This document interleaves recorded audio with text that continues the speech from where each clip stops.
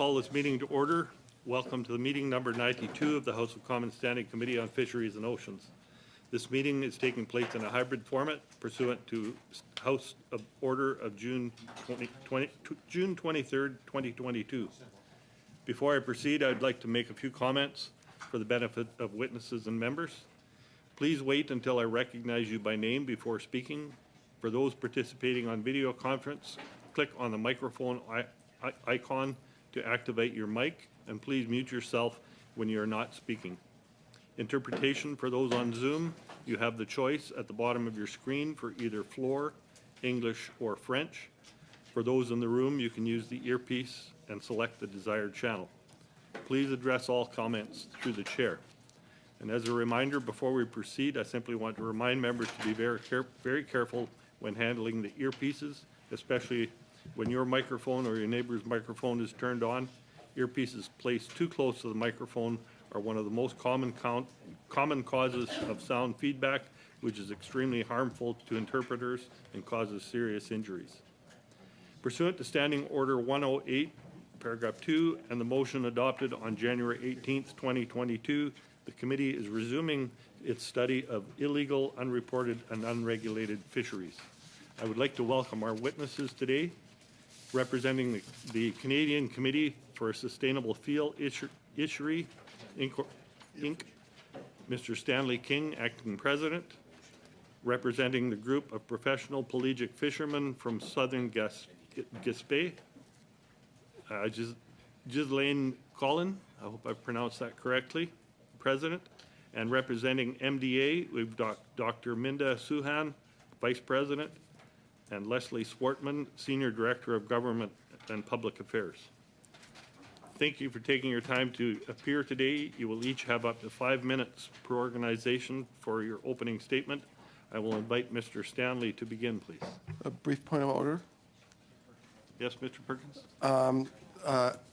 Andrew Roman was invited as a witness today, and I understand can't be here because he did not get the appropriate headset from this committee. So I would ask that Mr. Roman be re-invited and that the committee send him the appropriate headset for this study. Thank you. Any objections? I see agreement around the room. Thank you, Mr. Perkins. Mr. Stanley, please proceed. Thank you, Mr. Chairman. I'm grateful for this opportunity to inform this committee on IUU harvesting in the Canadian Elver industry. It's a problem which desperately needs to be addressed. I'm here representing the Canadian Committee for a Sustainable Eel Fishery, which is a group that advocates for conservation of American eel stocks through sustainable fishing practices and scientific monitoring. My family has also fished elvers for more than 25 years. The Canadian elver fishery is unique. Fishing happens at night on select maritime rivers. Fish are sold live to foreign markets and exported to China. Illegal harvesting has steadily increased in recent years, but exploded in 2023 when licensed fishers were outnumbered 10-to-1 by poachers. This fishery is particularly appealing to unlicensed fishers as the barrier to entry is low, and in recent years the price per kilogram has increased considerably. That aside, the real draw for poachers has been the lack of enforcement. In 2023, DFO estimates that 45% of the overall quota was stolen by unlicensed harvesters, yet enforcement efforts to curb this poaching were noticeably absent. Among these poachers are bad actors backed by organized crime. Our normally peaceful industry has recently seen kidnapping, robbery, assault, gun violence, and an overall disruption of the peace. To date, the response from both DFO and the RCMP to this organized crime ring has been almost non-existent. Poaching became so rampant in 2020 and again in 2023 that the minister prematurely closed the fishery, costing those fishing legally their livelihood, while poachers continued to fish unfettered. In a few short years, the industry has gone from one of the most well-regulated fisheries in Canada to chaotic and unsustainable in its current form. One thing all stakeholders can agree on is that DFO is mismanaging this fishery. All commercial license holders, the 6 chiefs of the Lewis-Dequay First Nation in New Brunswick, the Assembly of Nova Scotia Mi'kmaq Chiefs, and the provincial governments of Nova Scotia and New Brunswick have all publicly stated that DFO has not done enough to curb poaching in the elver fishery. License holders have made countless reports of poaching and have provided DFO with vehicle descriptions and license plate numbers, the names of reported buyers, the addresses of reported holding facilities, and even flight details for upcoming export shipments of black market fish. DFO enforcement took no action on these tips. In one striking case, one poacher advertised on Facebook when and where he would be illegally buying elvers. We forwarded this information to CMP officers, but again, no action was taken. This lack of enforcement is especially frustrating on one particularly important river, Chester's East River, which is home to the longest-running scientific study on elver abundance in North America. This industry-funded study provides critical data that informs DFO science on the health of elver stocks and the sustainability of our industry. We expressed to DFO that above all, this study needed to be protected from poachers. But despite our pleas, DFO did not protect the East River study from poachers, and the study could not proceed, costing us valuable data. There are two confounding factors to solving the challenges facing the elver fishery. First, this is not a homegrown problem. Illegal elver fishing sits at the crossroads of a transnational organized crime network. Eels are so important to China, who are the primary buyers of Canadian elvers, that they are one of only 17 commodities protected as a national security concern by the Chinese government. Chinese buyers readily buy black and gray market elvers from anyone and pay in cash, which has opened the door for global organized crime. The second challenge is the growing demand from Indigenous people for access to the fishery. Our members have a long track record of supporting greater Indigenous access. But to ensure the sustainability of the industry, we feel strongly that access must be licensed by DFO. As of 2022, 28% of the overall quota is designated to indigenous harvesters. Yet thousands of additional Indigenous harvesters access the fishery without a DFO license. So what's the solution? Well, the government needs to take immediate action on the following 3 points. First, we need to implement a traceability system, similar to that in the U.S., to make it easier to identify unlawfully harvested fish. Secondly, we need meaningful enforcement with meaningful consequences. The industry can no longer withstand token gestures of enforcement with shockingly low penalties. And lastly, we need the federal government to stand behind its commitment to provide greater Indigenous access to the fishery through a willing buyer, willing seller model. We have willing sellers. So to close, we have faith in our new minister and hope her fresh perspective will bring positive change to the industry. But the next elver season is only 3 months away, so we must act quickly. Thanks for your time. Thank you. Almost right on time. Thank you very much. We'll move on to Mr. Collin now, please. Online.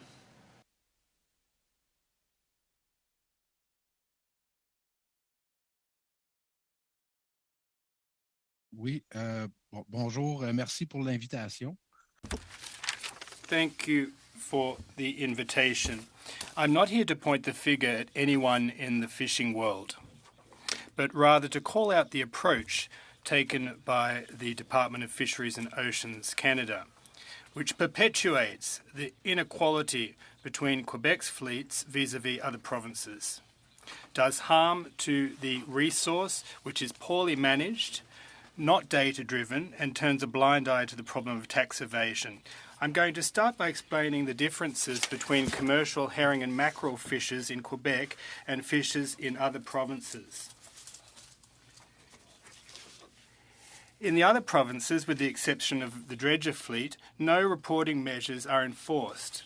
In Quebec, fishing is highly regulated, with entry calls, logbooks, and dockside weighing, all part of a commercial fisher's daily routine. The same inequalities, in terms of regulations, also apply. I've lost my place. I'm sorry, I've lost my place. As I said, logbooks and dockside weighing are all part of a commercial fisher's daily routine, and the same inequalities in terms of regulations apply to seaweed harvesters who have to leave Quebec to work in New Brunswick, where the laws on harvesting are less restrictive. Let me give you an example. I fish for herring at Carleton-sur-Mer in the Baie des Chaleurs, and there are Quebec and New Brunswick harvesters on the same fishing ground. To preserve the resource in Quebec, I'm limited to 22,500 pounds of fish per week. The length of the nets is reduced, and we have a few spawning grounds where fishing is prohibited. Now, if I catch my fish on a Tuesday, for example, I have to collect my nets until the following Sunday. If I exceed the limit during the week, I'll be penalised and fined. It's very frustrating to be alone, I'm referring to Quebec's commercial fishers, in making conservation efforts and watching others fish the resource illegally and ruin our resource and then get cast aside as soon as the government no longer needs our data.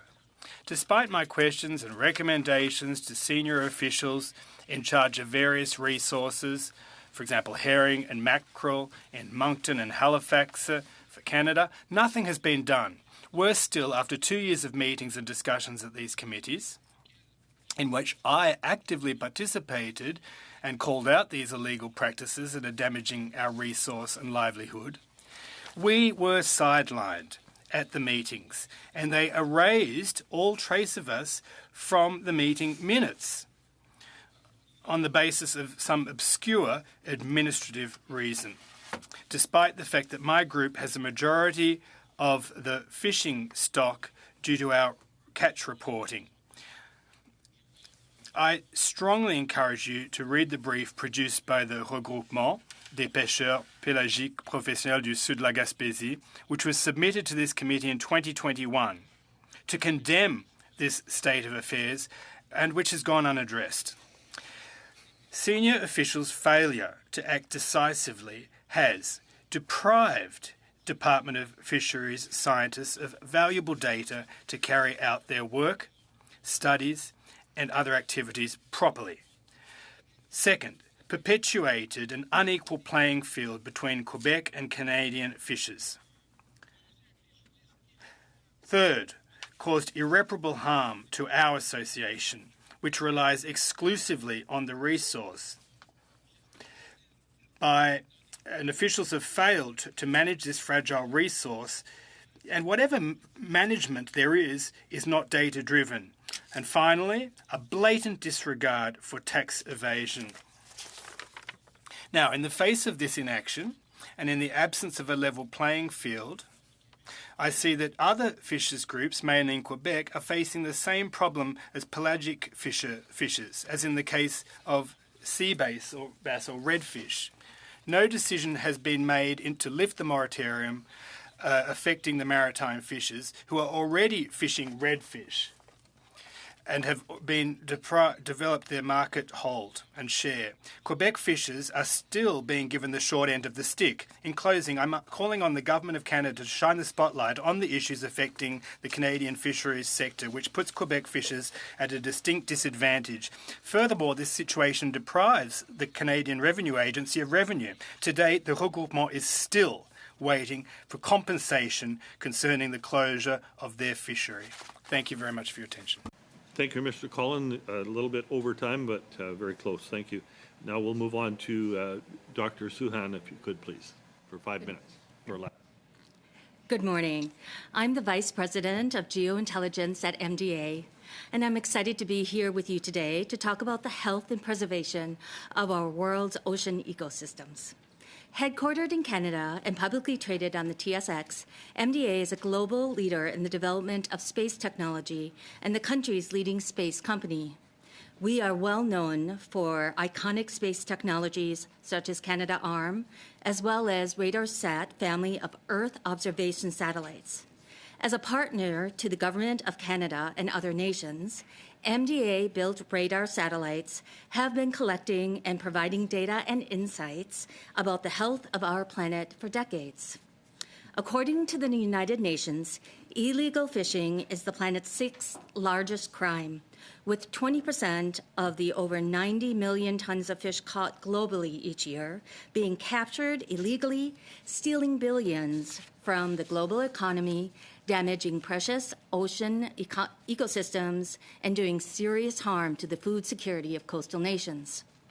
The important impact of ocean ecosystems that surround us, all of us, cannot be overstated. And the real and devastating impact of the massive illegal activity taking place every day on our oceans cannot be overlooked and must not be left unchecked. MDA's own RADARSAT-2 satellite has been used for monitoring fisheries for more than 15 years. In partnership with Canada's Department of Fisheries and Oceans, along with Global Affairs Canada, we have been utilizing our satellite technology to detect vessels engaged in illegal, unreported, and unregulated fishing. Radar satellites can take images of the Earth, day or night, through all weather conditions, giving us complete insight into what is happening on our ocean surfaces. By combining radar satellite imagery with our maritime insight analytics, we are able to locate and track fishing vessels that have switched off their location transmitting devices in an attempt to evade monitoring, control, and surveillance. A month ago, my team and I joined our Canadian government partners in the Philippines, where we trained 75 analysts from 14 Filipino government agencies and departments to use MDA dark vessel detection technology. This effort is a key part of Canada's Indo-Pacific strategy, with its focus on supporting oceans management initiatives delivered through Canadian-made satellite technology. At MDA, we know the work that we do in space can improve life here on Earth and in our oceans because we see the impact our data has on daily life. Our new commercial Earth observation radar satellite constellation, CHORUS, is being designed with a specific focus on maritime surveillance applications, including dedicated vessel detection imaging capacity to collect an area equal to 40% of the global exclusive economic zones daily. In addition, CHORUS will support the detection of bilge water dumping, monitor coastal erosion and the effects of climate change, and support disaster response in the event of all marine oil spills, floods, earthquakes, hurricanes, and volcanoes. We hope our contribution to the Canadian-led international efforts to stop illegal fishing will provide the world the tools and transparency to see precisely what is happening on our oceans. We are grateful for the partnership with the Government of Canada to prevent illegal fishing activity. Thank you for the opportunity to talk with you today, and I look forward to your questions. Thank you, Ms. Suzanne. You're actually 1 minute under, but that's okay. We'll move on to our first round of questions now, beginning with Mr. Small. Thank you, Mr. Chair. And thank you to the witnesses for coming out to take part in this important study. First, I've got a quick question for Mr. Gislam. I know that you're very involved in the pelagics fishing industry in Quebec. Have you heard any talks of mackerel being caught and sold commercially in the Gulf of St. Lawrence this past summer? Because there's product of mackerel for sale right now, and it's dated 2023. Is there any possibility that that mackerel could have been caught by fishers illegally while that mackerel fishery is under moratorium?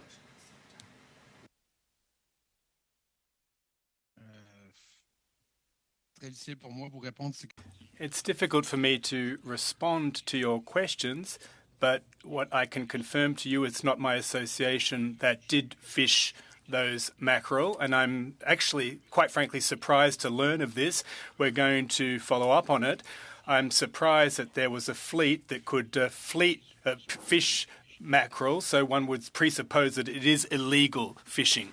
The product is being sold out of Quebec lower North Shore processors, so I didn't know if you had any information to share with the committee about possible IUU catching of mackerel and selling it to those processors.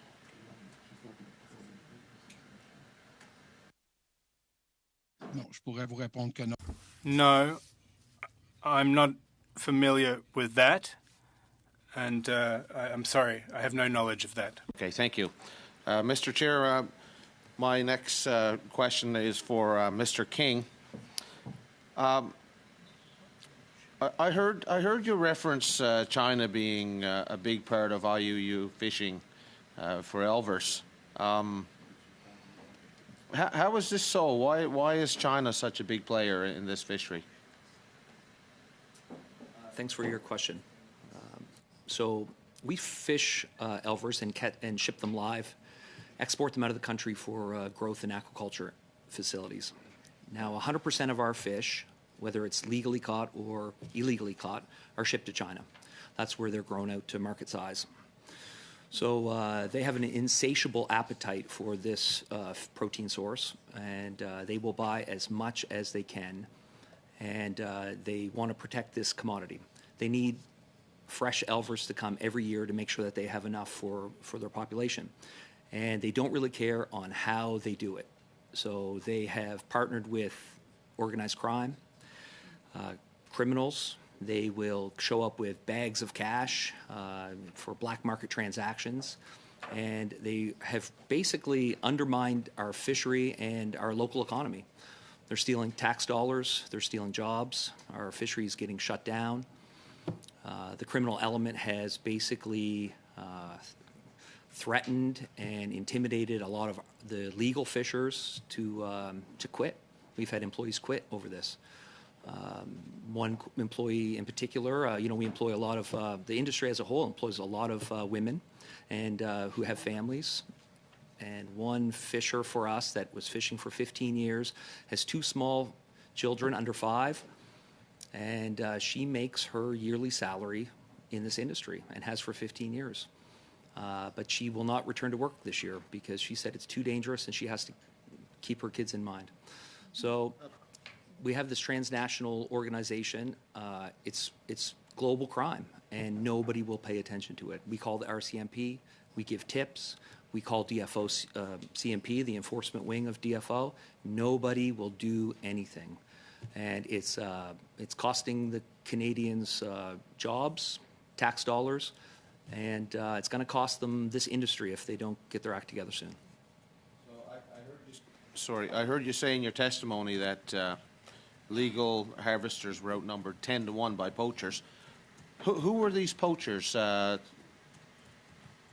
Where were they from? Well, that's a good question, and I think you'll be surprised by the answer. We all know that Indigenous communities want greater access to this fishery, whether they have a license or not. So that does represent the bulk of the illegal fishers, unlicensed fishers. But it's not just local Indigenous actors. So we've seen people from Maine.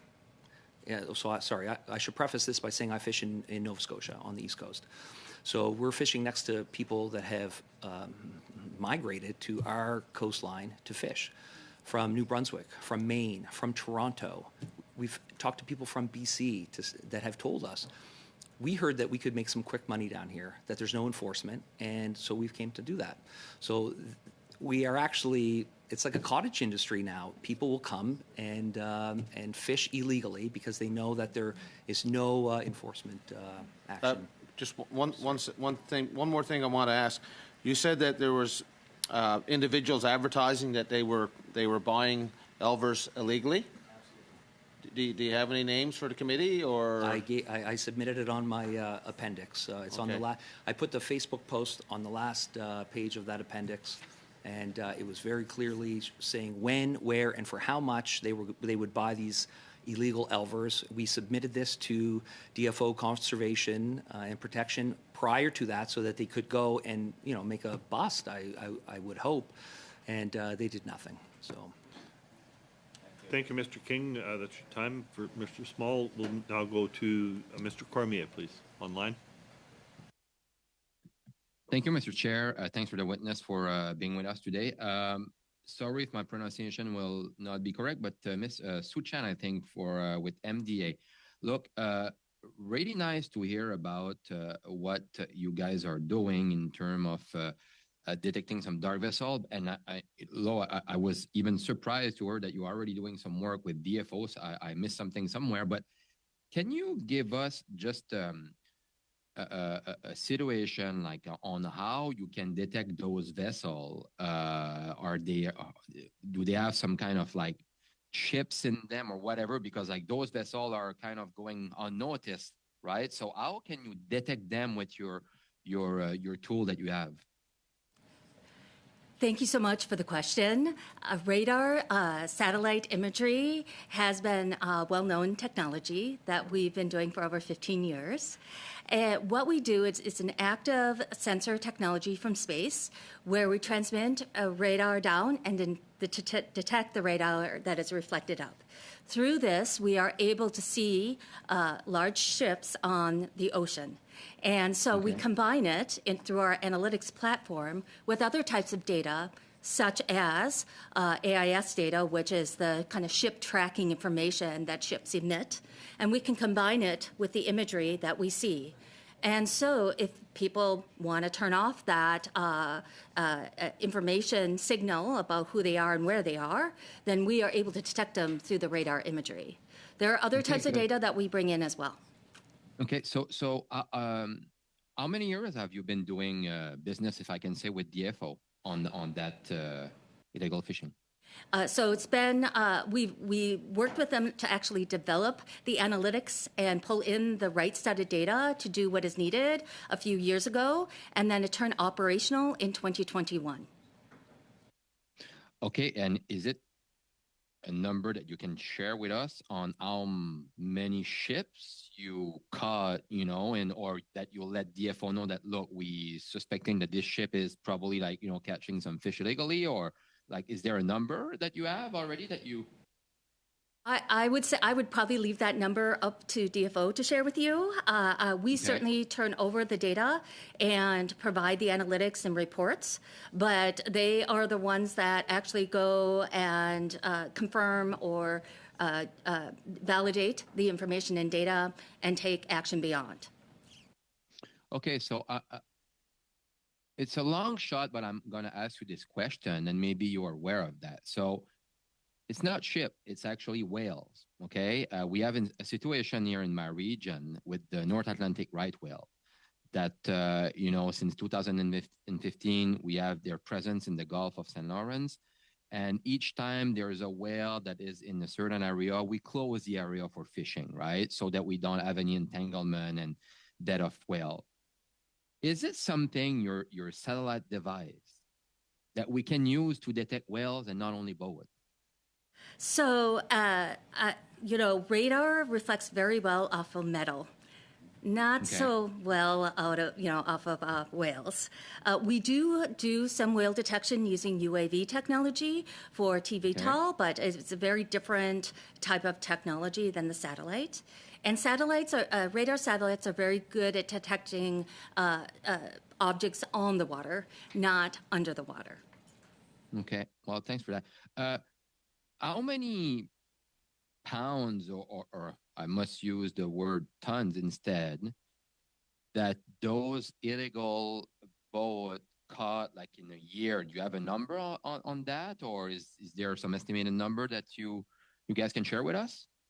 I only have the number from the UN that talked about the 20% of the 90 million tons that are captured per year. So it's 20% of the over 90 million tons of fish caught globally each year. So that is what is presumed to be captured illegally, and that's a statistic from the United Nations. Okay, thank you very much. And look, I'm going to read more about your company and what you're doing. So it seems a great tool that we can use more and more. So thank you very much. My next question is for Mr. King. Mr. King, we had some official recently at our committee. We had DFO official. We have some CBSA official also. We didn't have our RCMP yet to comment on the situation with the Elver fisheries in Nova Scotia. But do you feel that DFO officials, CBSA officials, CBSA who are responsible to check what's leaving the country, right, in terms of fish, or if everything is legal, paperwork and everything, and even the RCMP, do you think like they did their job properly on the situation that occurred in Nova Scotia this past year? Well, thank you for the question, and the answer is a resounding no. I don't blame so much the CBS officials because they should be informed by DFO CMP on what to look for, what time of year, and sort of been tipped off so that they can do their job more effectively. Because it is hard to differentiate a package of seafood from, say, lobsters versus Elvers. So even if you put it through an X-ray machine, these guys aren't going to notice it. But DFO acknowledges that 4.5 metric tons of Elvers were fished illegally in 2023. And the real number, because that's only the quota that we have, that was taken off the TAC, the real number is probably closer to 25 metric tons. And they all went through airports and flew out of this country to China. And to say that, I saw some of the testimony of the committee you're talking about, the head of the CBS, to say that they did not intercept one package, not 1 kilogram of 25 metric tons coming through the airports is scandalous. And DFO won't do anything on the river banks. They won't do anything in the transports. They won't do anything in the chain of command. And they won't do anything when these guys are leaving. Our natural resources, our dollars are leaving the country. They step aside. So, Thank you, Mr. King and Mr. Cormier. Your time is up. Thank you, Mr. Chair. Now move on to Madame Desbiens for 6 minutes, please. Merci, Monsieur le Président. Thank you, Mr. Chairperson. I'll be speaking to Mr. Collin. Thank you for being here. It takes a lot of guts. Microphone, please. The interpretation will be suspended until the microphone is turned on. Monsieur Collin, dites-moi... Microphone, please. The interpretation will be suspended until Madame Desbiens' microphone is switched on. Please start again. OK. Alors, merci. Thank you, Mr. Chairperson, and thank you, Mr. Collin, for being here, as well as all of our witnesses. It takes a lot of guts to come and testify before this committee in the study that we're conducting. Thank you, Mr. Collin. My questions are directed at you. Does the Department of Fisheries and Oceans have data demonstrating that the Baie des Chaleurs waters are different on the side of New Brunswick, for example, vis-à-vis closer to Quebec? Do the waters in New Brunswick speak English and the waters of Quebec speak French? What is the difference between the two kinds of water, and why would that regulations be different as a result of that? Well, honestly, I just don't get it, because we're all fishing the same species across Canada. It's a double standard, you could say. It's the same species, it's the same fishing grounds. I might be going to the coast of New Brunswick to fish, but if I go back to Quebec to deliver my fish, I'm subject to all of those controls, including the protection of the resources. What we want is for it to be an across-the-board application for all fleets in Canada. So tell me, this unequal playing field, what is the long-term upshot of that, and what does it attest to? Well, we're currently in the plight that we find ourselves in, and that has led to a decline of the species. Second, our fisheries have dropped to the point of closure of certain fisheries, and that means that there's more fishing than what was supposed to occur because of unreported fishing. So according to our estimations of unreported fishing, well, that it far exceeds the total allowable catch at the end of the day. So when it comes to preserving the resource, this is an issue, and there's nothing left to fish because of this. And yet we're the ones that have done our job according to the rules. What does this demonstrate, apart from the fact that Quebec gets the raw end of the deal, the short end of the stick? Does it smack of a lack of equity on the part of the Department of Fisheries and Oceans? Are they just not listening to you? What does this demonstrate, in your opinion? Well, they just have absolutely scant consideration for a very small group of fishers in Quebec. That much is obvious. It also demonstrates that at the end of the day, there will be three major fishery groups, and the smaller groups will meet their demise. And if this state of affairs continues, and if they continue to turn a blind eye to certain issues, well, our fisheries will be destroyed. Now, were you to receive compensation and alternative fishery arrangements, would that keep you afloat, so to speak? Well, that is the solution par excellence. We want to continue to fish. And this would hurt the fisheries industry were we to be wiped off the map. We're going to do our utmost to stay afloat. But yes, we need alternative fisheries. Yes, we need to work hand in hand with scientists. It's not their fault if officials have never had the guts to enforce the proper regulations and laws. They're the ones who are the big losers in that too. So we're going to continue to work with scientists. We need data to continue to maintain our fisheries. And we're going to continue to work with those department officials to that end. Now tell me, Mr. Collin, what about the economy in your region? It relies on the fisheries. So have you seen some businesses, even entire villages, at a risk of meeting their demise, of having to shut up shop, specifically on the basis that you are getting the short end of the stick in Quebec when it concerns your fishery? What are the economic ramifications? The government's inertia is leading to a lot of uncertainty across the fisheries sector. Everything has slowed down. No one's going to invest in new nets, for example, if they don't know if there'll be a fishery. And industrial fishers won't invest in machinery when they don't know when the return date will be. So this is a vicious circle we're caught up in, and I think it suits some folks, in fact. I'd go so far as to say. You're saying that it suits some people, does it? Well, what of this resource?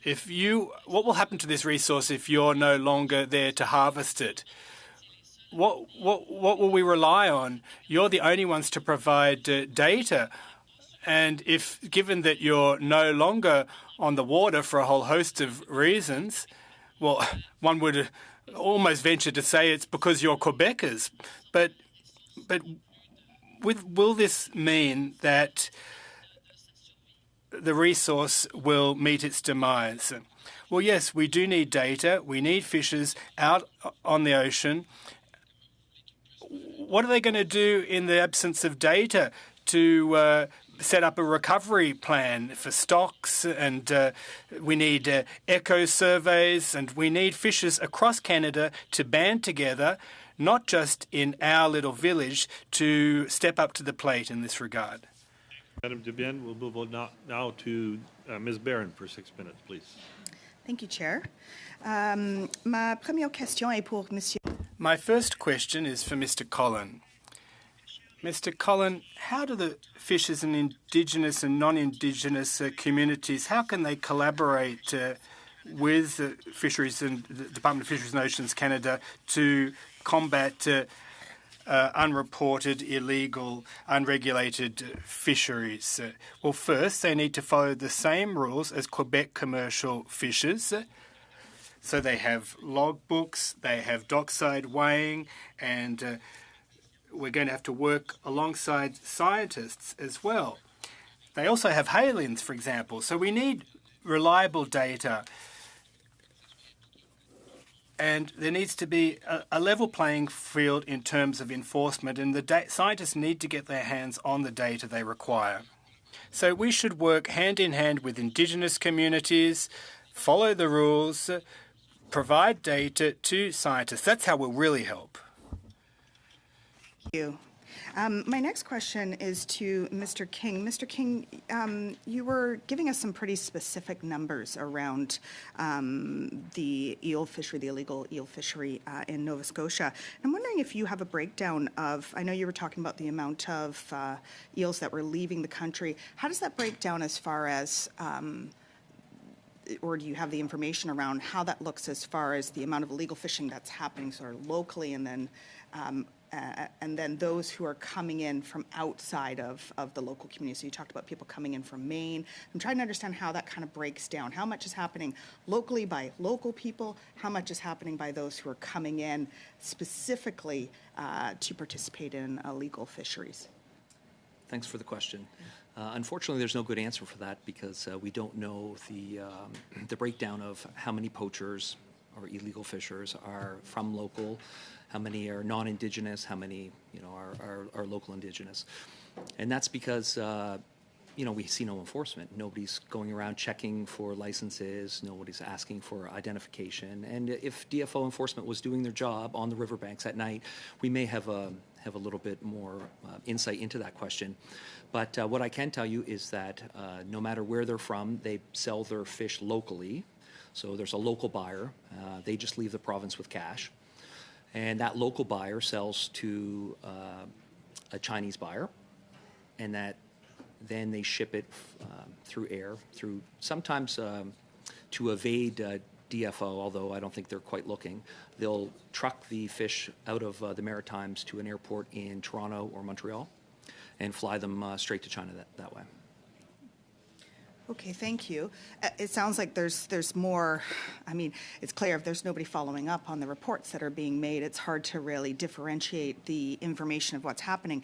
You'd made a statement at the beginning, though, that I'm trying to understand around now correct me if I'm wrong, around Indigenous people playing a big part in this. And I'm wondering, without this information, if you can explain a little bit more the basis of that comment that was made. Yeah, sure. So for a long time, Indigenous communities in the Maritimes have wanted greater access to the fishery, and our organization has always been a strong proponent of that. We think there's room in the fishery for greater Indigenous access, and that should be one of the DFO's prime objectives. But we need to do it through a license setting because we have a set TAC. This is a species that traditionally has had some problems, but is doing quite well now. But we still have to keep an eye on it. So all harvesting has to become under a DFO umbrella, so we know exactly what's coming out of the fishery for a conservation standpoint. But I don't want to paint the unlicensed fishing to all First Nations because it's not. There are opportunists, other non-native. Non-First Nation fishers have capitalized on this because they've seen that there's no enforcement, nobody's minding the shop. So, they're capitalists. They've just come in and are fishing and trying to make as much money as they can as well. Thank you for the clarification. So just to clarify, based on the information that we have, there is no actual evidence that Indigenous people are leading this illegal fisheries or are predominantly seen participating in this illegal fisheries. There is no information to support that specific comment that was made, just to clarify. No, there is specific information. So a lot of the First Nation bands that are not working with DFO have come up with their own plan, conservation plan, fishing plan, and have implemented it sort of without DFO's permission. So they will readily tell you that is actually the majority of First Nation bands. So when you're on the sorry, sure. I only interrupt because I only have 45 seconds left, and I want to make sure. So I really do feel that the onus of responsibility here should be on DFO to ensure that we have the appropriate information being collected, that we have accountabilities being put into place, and that we're bringing together Indigenous, non-Indigenous community members together to talk about what's happening, because I would be willing to bet that we would have more common concerns amongst all those involved than not. And so has there been any opportunities or any discussion? Has DFO been in touch at all to discuss this complex issue, to bring people together from non-Indigenous and Indigenous to talk about a path forward? Very quickly, if you can. I'll just comment that the First Nation bands that are licensed participants are very upset with DFO as well as the non-First Nations band. So yes, we're all upset at DFO for mismanaging this fishery. Thank you, Ms. Barron. And before we go on to the second round, I've had requests from 2 members to be able to bring motions forward later in this meeting. So if we can, if everyone is in agreement, we can carve off 15 minutes at 12:45 to deal with these motions. I see no objections, so our rounds of questioning witnesses will wrap up, and we'll take a short suspension at 12:45. Thank you. Next round, Mr. Perkins for 5 minutes, please. Thank you, Mr. Chair. You're doing a wonderful job, by the way. My questions, I'm sure will surprise people, will all go to Mr. King. Just to follow up MP Barron's questions. As you know, every night I was home during the legal Elver fishing season, I was going out every night, Friday and Saturday night at midnight, looking at the rivers to see what was going on. And every river I went to, many of them which are not even licensed Elver rivers, not designated rivers by DFO, had poachers on every river.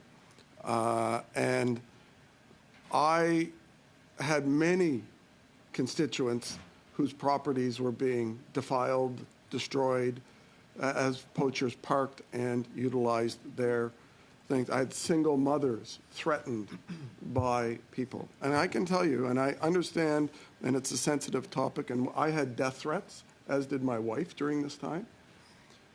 There was a lot of criminal activity from the U.S., Quebec, all over. But there was also a lot of indigenous illegal fishing. I talked and saw them firsthand. How long has this been going on? Thanks for the question, Mr. Perkins. This really started in 2020. We'd see dribs and drabs before that, but in 2020, there was a concerted effort to access the fishery unlicensed. So that was, if I may, a typical fishing night for us is 2 people per river, 1 on each side, and we'll have a dip net. And in 2020, maybe 10 people showed up, 5 of them on each side. And then it slowly grew over 21 because there was no enforcement. 2022, it grew more. 2023, it exploded so that there would be 50 people unlicensed on each side of the river, with 1 licensed fisher on each side of the river. So you can see the logistics is just unbelievable. My office called the RCMP detachments in the South Shore of Nova Scotia almost every day, asking if DFO had been contacting them for assistance. And every day they said no. I had the RCMP threatening to arrest my constituents who were complaining about the trespassing on their land and refusing to actually come and even enforce their responsibilities. Did you see any DFO CMP enforcement officers on the rivers at all during either the month before the legal season when the poaching started, or even the months after into the summer when the illegal poaching continued in the summer? Well, as for prior to the season and the whole duration of the season, for the 6 rivers that we monitor 24 hours a day, we saw 0 DFO CMP enforcement, none.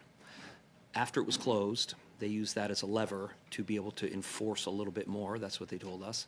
And so they used that, and we did see them, but normally in the day. This is a fishery that happens at night. So we've got pictures of them coming out in the day to check the river. It's completely useless. But they told us prior to the season, we have an annual meeting with our DFO supervisor to temper our expectations for enforcement. They said that to us before the season. Publicly, they said before the season started they had enough resources to enforce the law, and then they shut it down because it was too dangerous and they didn't have enough resources.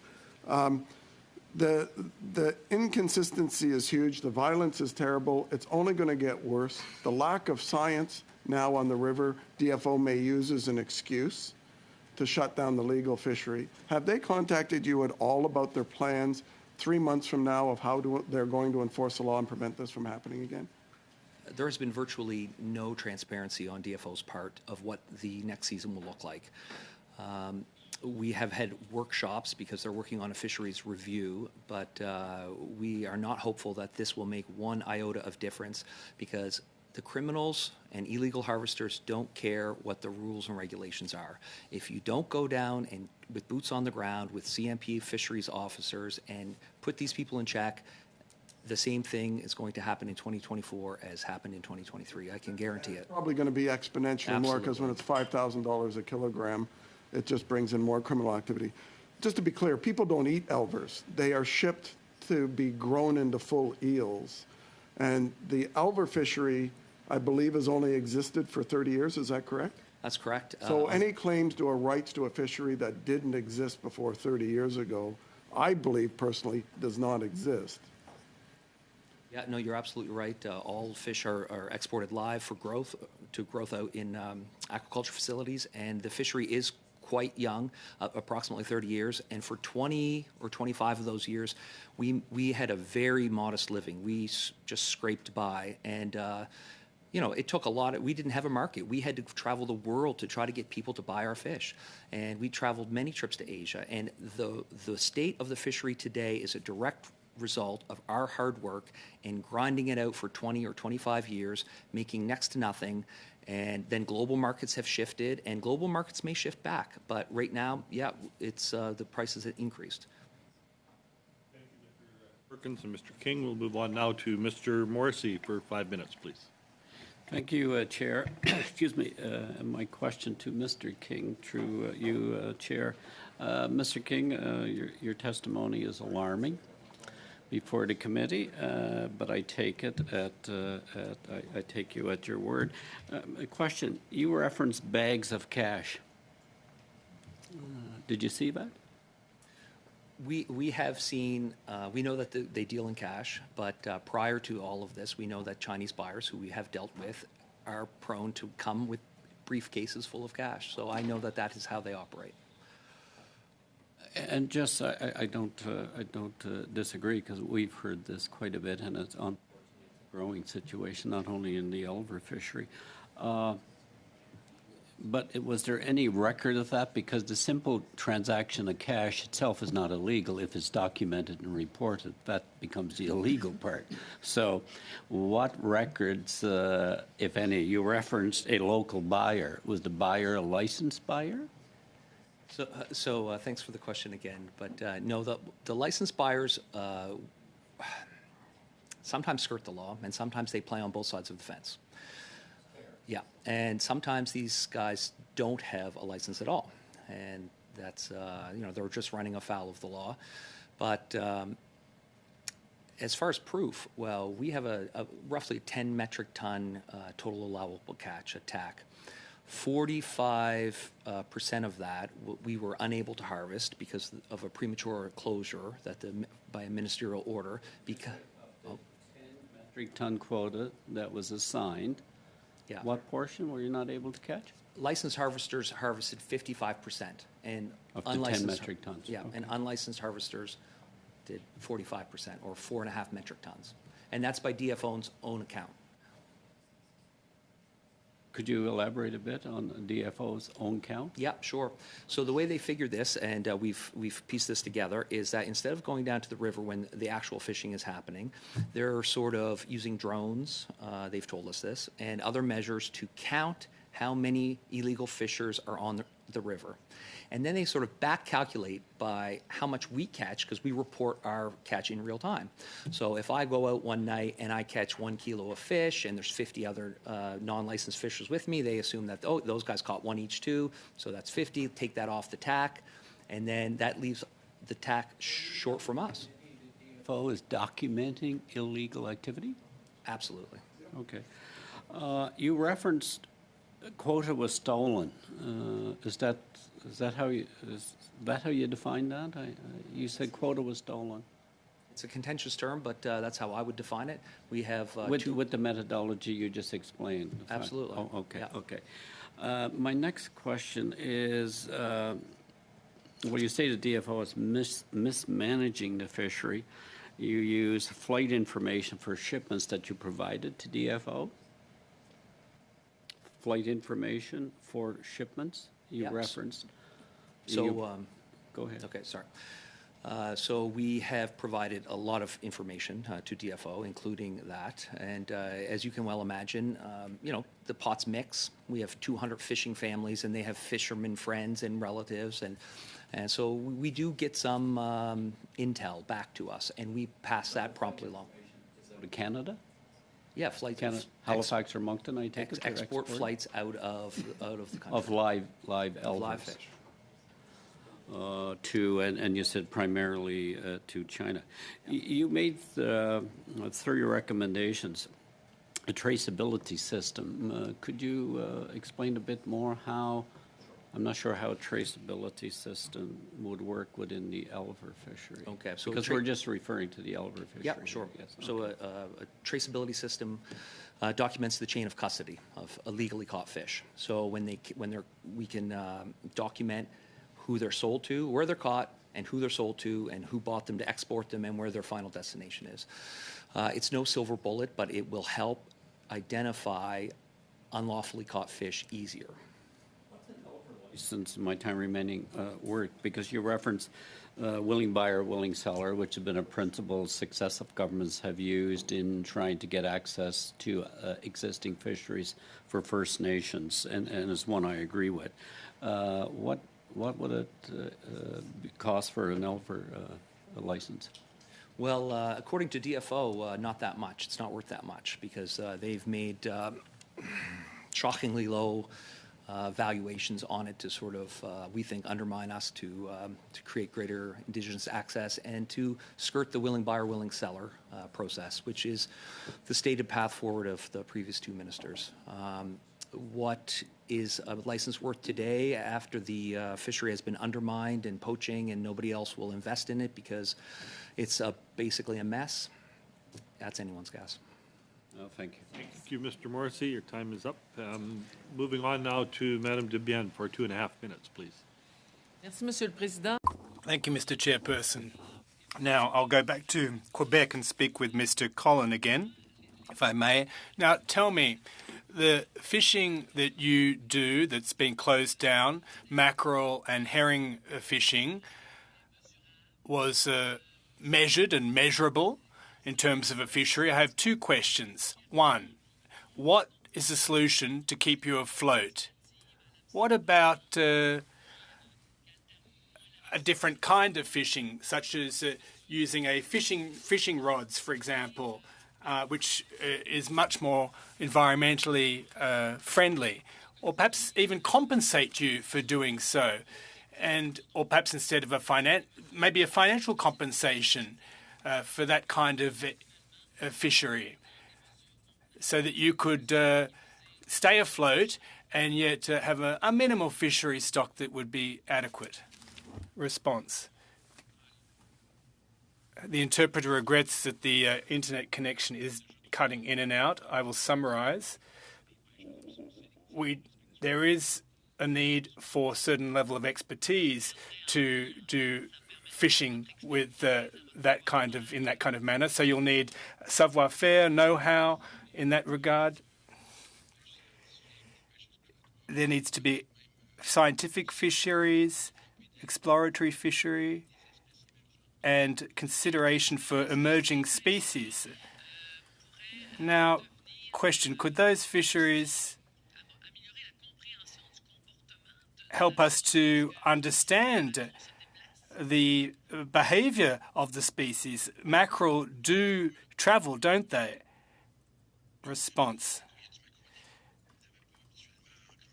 Well, we didn't used to see as much mackerel there along the coast of Rimouski. There's a whole lot of them now that we previously didn't see. So the biomass is moving because of water temperature, and it's heading further north. So perhaps we should go there. And of course, there needs to be a level playing field for everybody. Everyone needs to follow the same rules, whether it be in Quebec or elsewhere in Canada, correct? Yes, for to have a sustainable fishery to be able to leave to our future generations. Of course, there needs to be mandatory reporting. There needs to be hail-ins. There needs to be dockside weighing. And It's a problem with the Department of Fisheries and Oceans, ultimately. The interpreter would like to point out that there are sound issues from this witness. Thank you. If Ms. Barron is ready, it's your time now for 2.5 minutes, please. Thank you, Chair. So I'm asking lots of questions around, so I guess first thing I just want to clarify, when I say DFO, I want to clarify that I'm talking about those in decision-making capacities and also those who are making the decisions around how to allocate funding. Because ultimately, I know there's a lot of good people doing good work in DFO, and there's just not capacity to be able to take this on in many ways, which is a big problem that needs to be resolved, and it needs to be funded appropriately.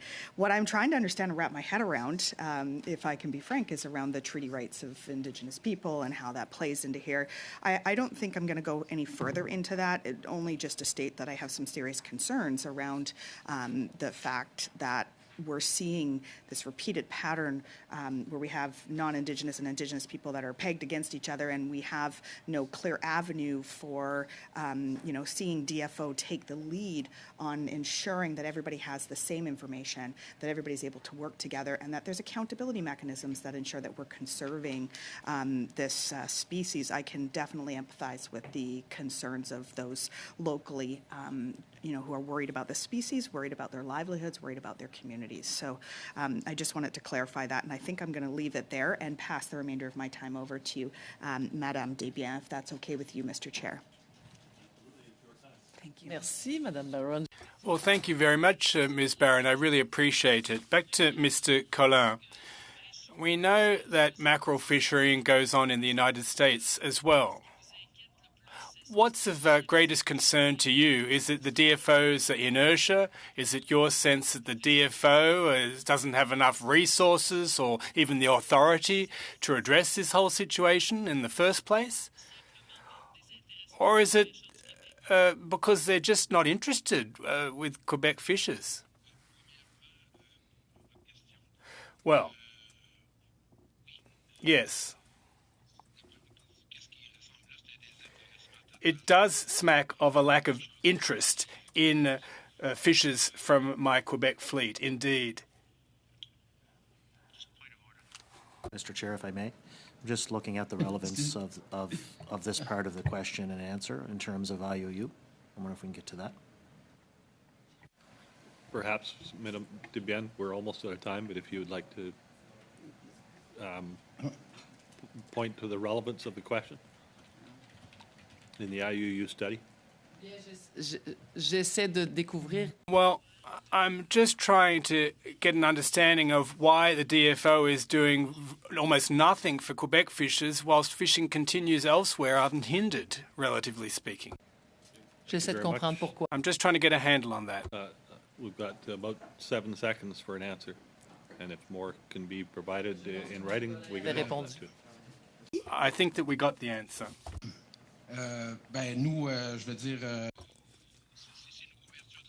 Well, we're calling for an opening of the mackerel fishery. If we don't go to sea to get the data on this fishery, well, there'll be no fishery at all. We need to go back out to sea to harvest, to collect the data, and that has to happen at some point, surely.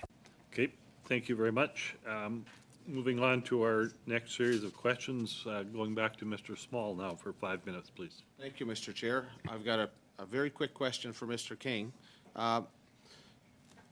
When you look at the breakdown of Indigenous and non-Indigenous owned Ulver licenses, what's the percentage of the quota that was harvested by First Nations and non-First Nations this past year? Just a percentage.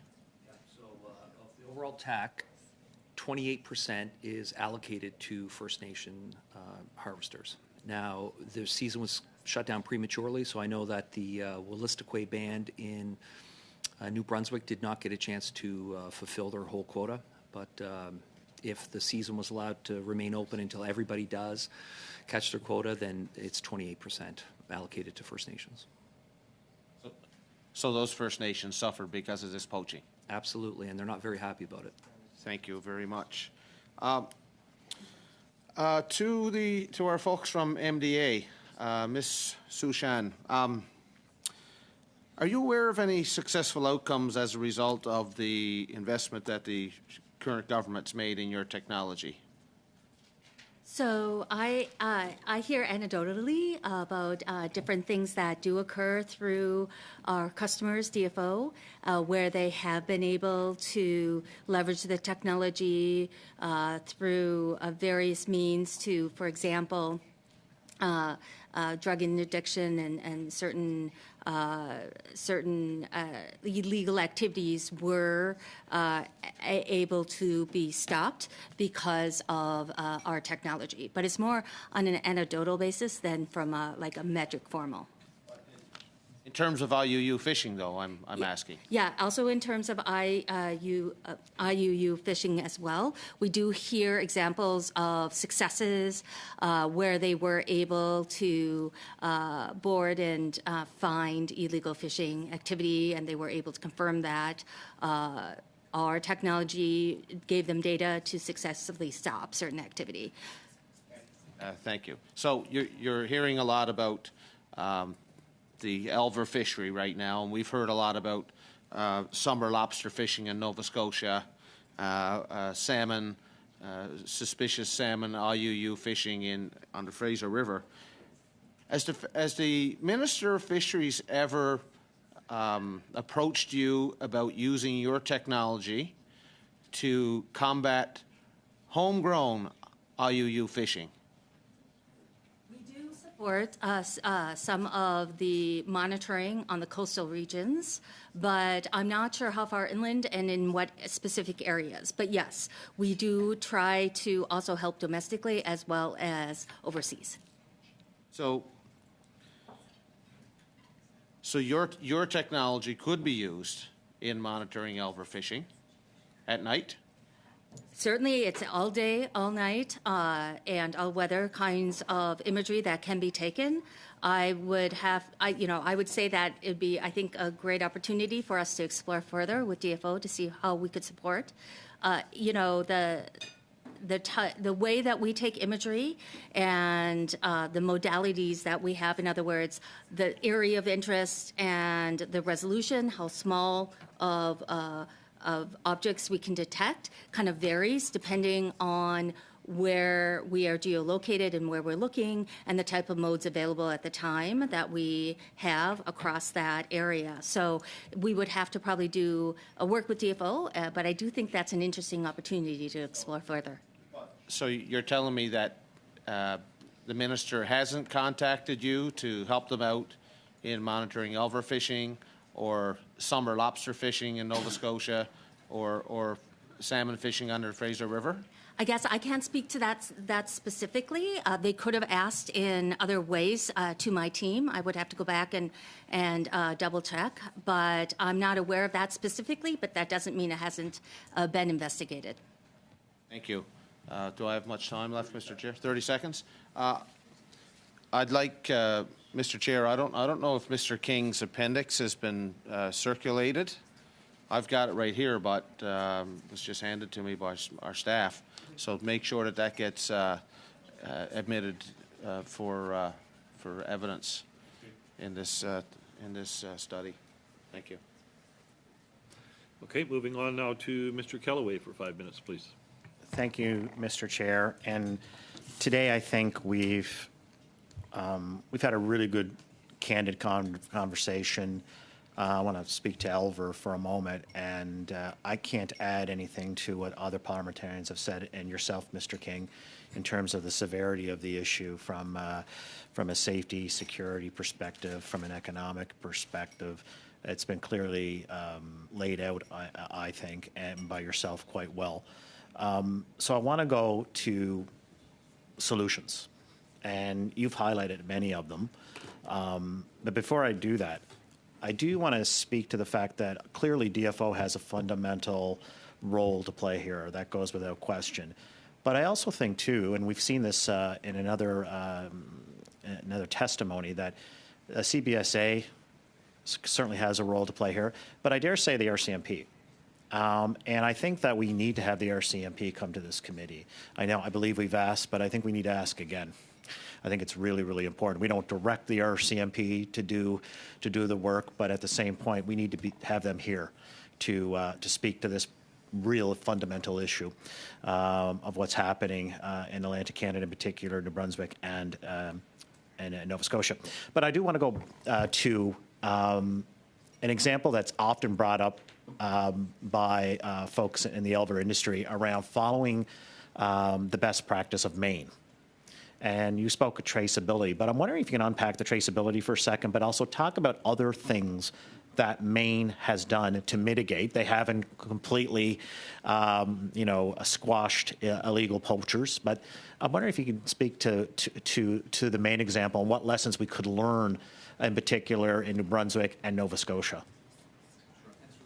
Question, Mr. Callaway, and thank you for your interest in the topic. We know you've been interested previously, and we appreciate that. Maine used to be way behind the Canadian system. We were really leaders in this fishery, and then they sort of blew our doors off. They've hopscotched us, and now we're way behind them.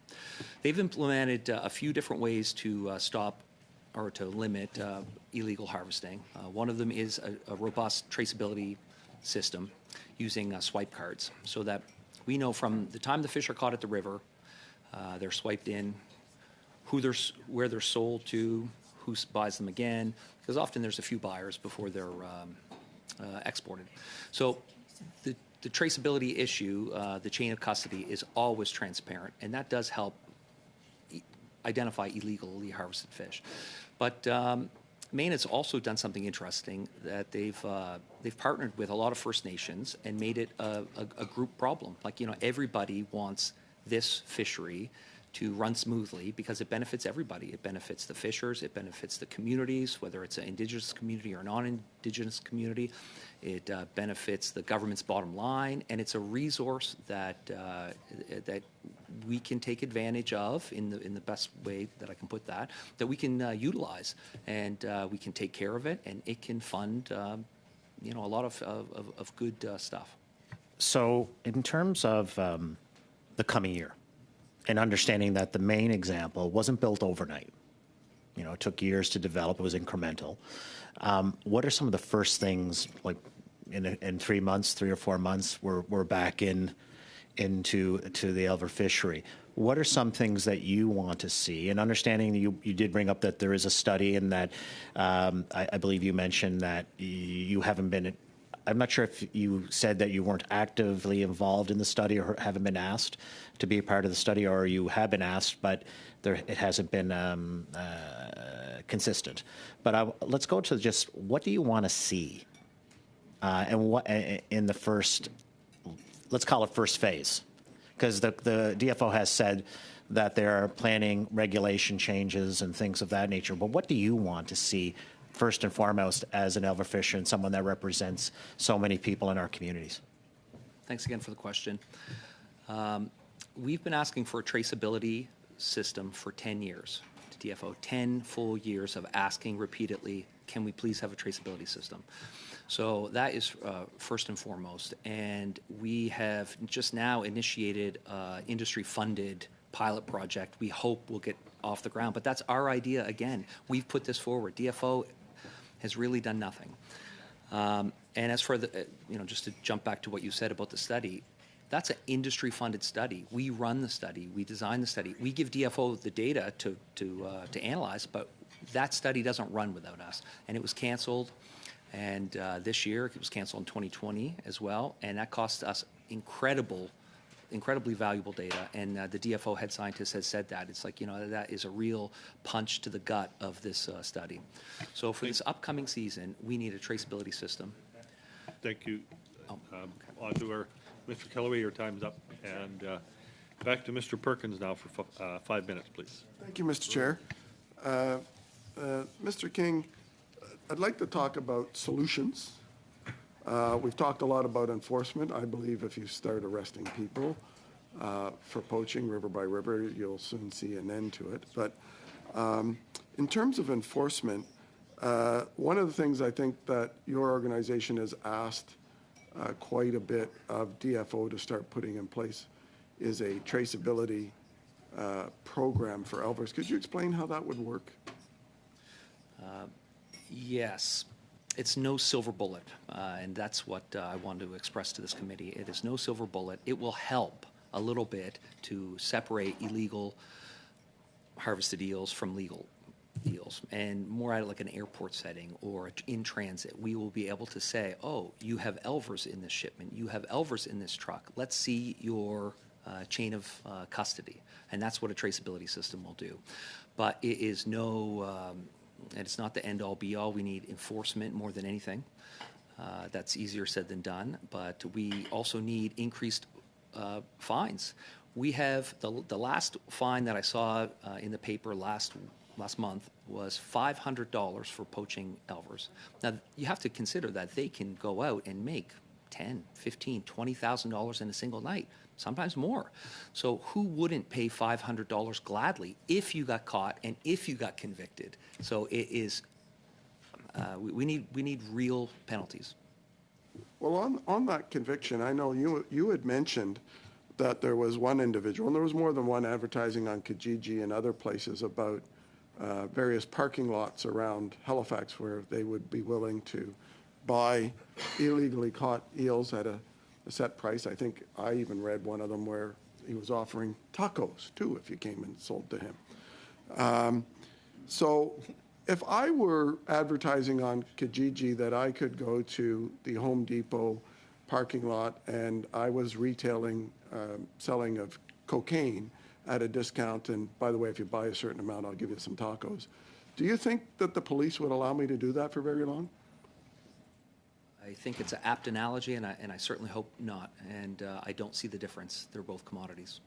So part of this, and I'll move to another subject. The last 2 years, I believe that DFO has expropriated the license holder quota without compensation. And now they've done it for the purpose of getting more First Nation access, which is a legitimate public policy desire that we all have to all fisheries.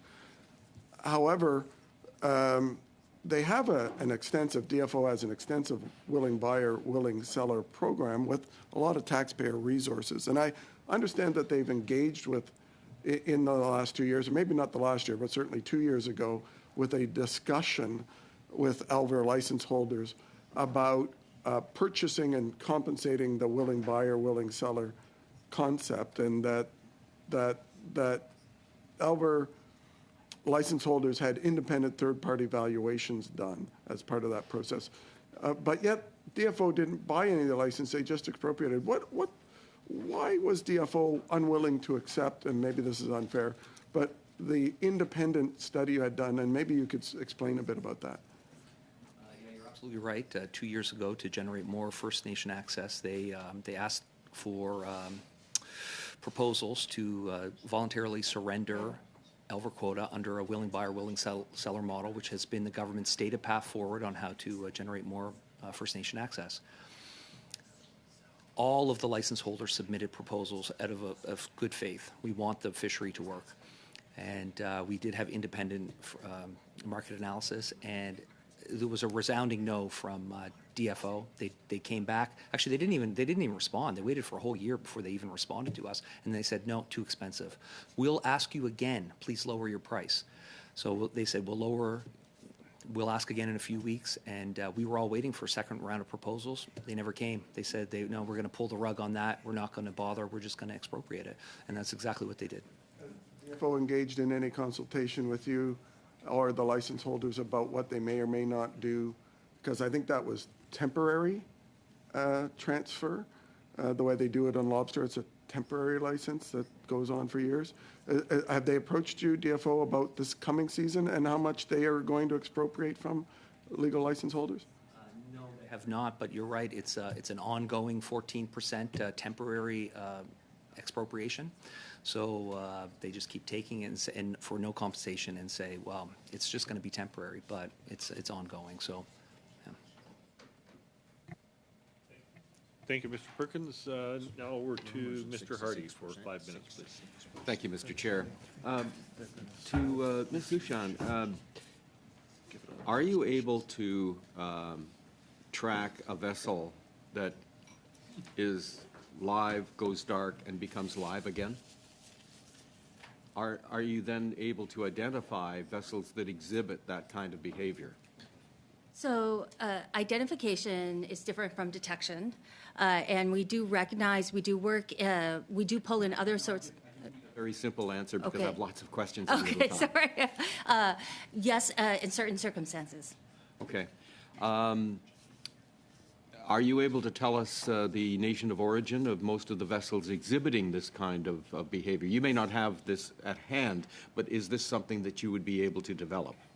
Yes, that is something that we work in conjunction with our customers like DFO. Yes. Okay.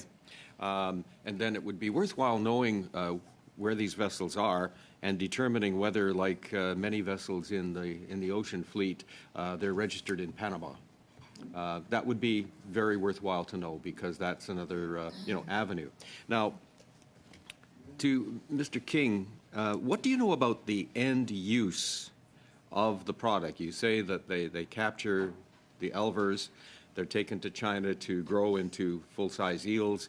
What happens to that product? Is it mostly consumed entirely in China, or does it go someplace else? A large majority of it is consumed in China, but it's also exported all through Asia. It's very large in the sushi market, so some of it comes back to Canada, some of it comes back to North America, and it's served in a few different formats. But the growth rate is about 1 year of aquaculture, so that's why they need a constant supply of elvers to keep up.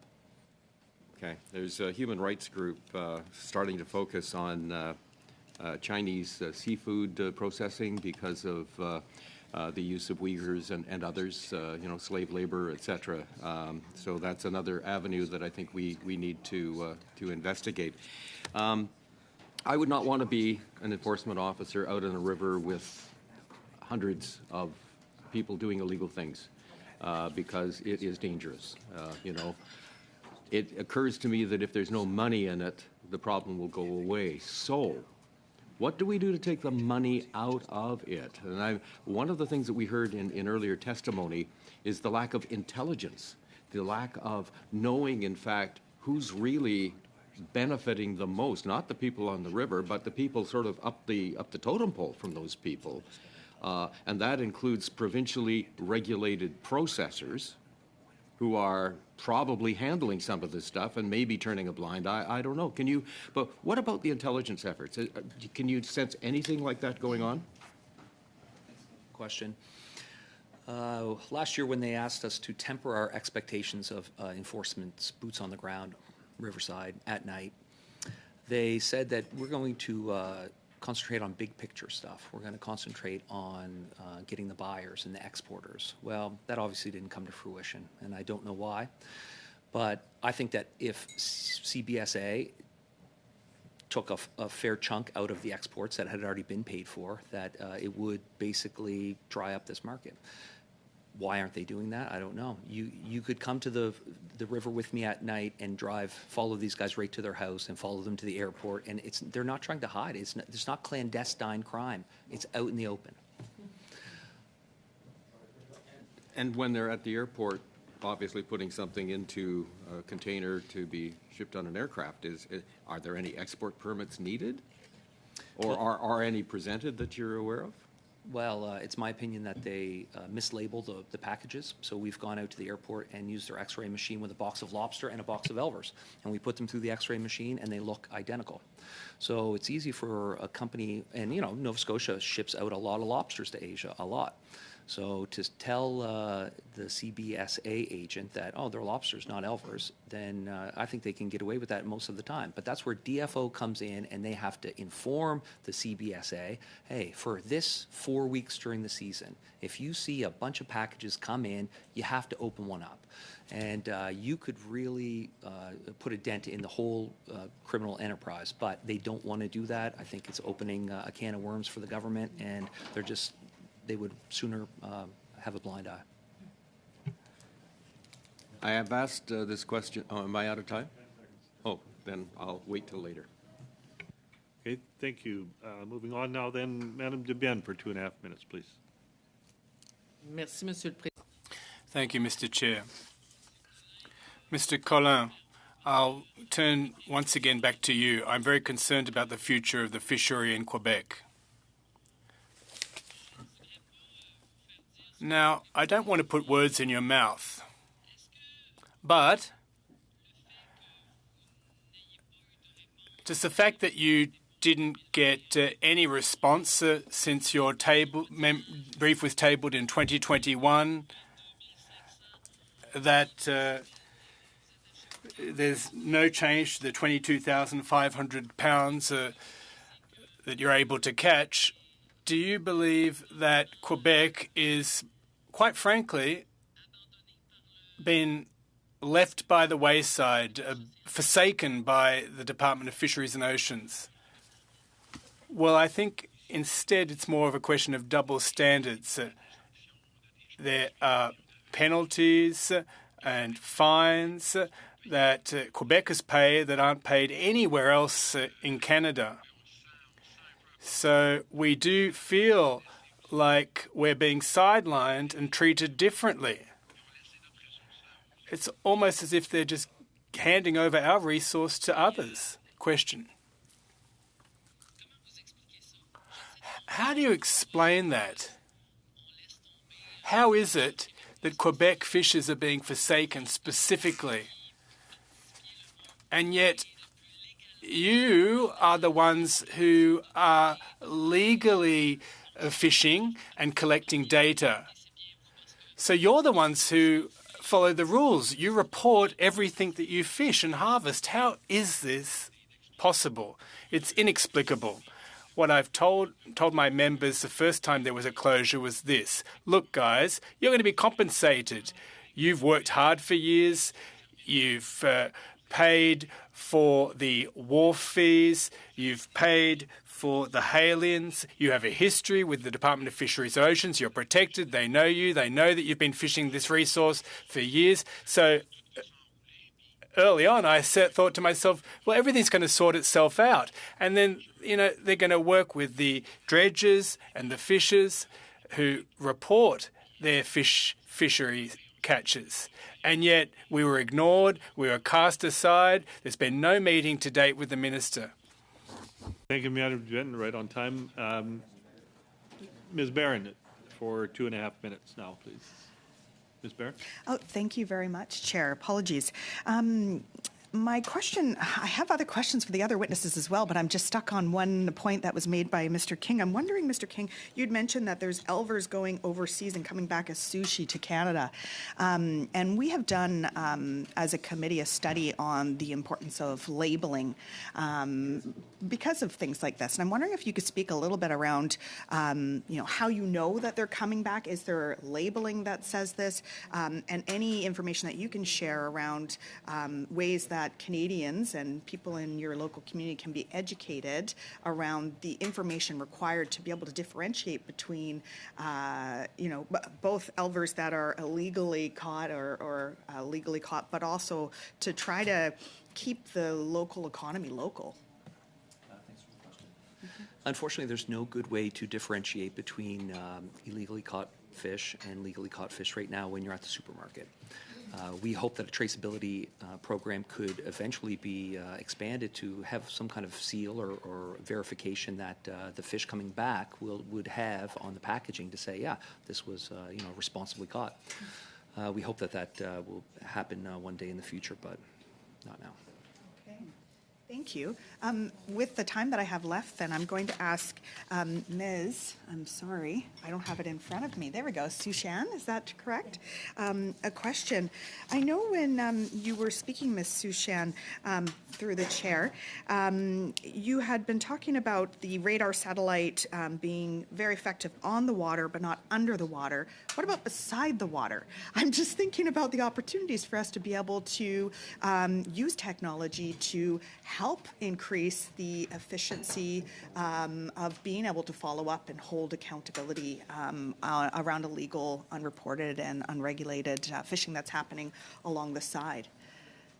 Absolutely. We do, as long as it's above the water and not under the water, along coastal lines, and even in certain land areas, we are also able, radar technology can come in and monitor certain activity as well.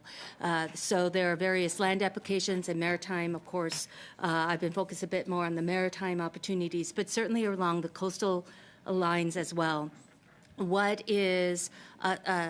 have different types of radar that goes out there that can detect different sizes, right?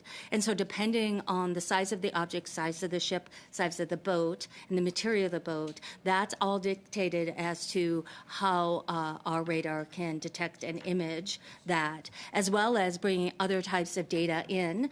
Sometimes for our radar satellites, we have a very broad area, but we can bring in other satellites like optical satellites or higher resolution satellites that come in and can get more detailed information and more specific imagery that can help with the situation as well. Thank you, Ms. Barron. That's, time's up. Now back to Mr. Small, I believe, for 5 minutes. Thank you, Mr. Chair.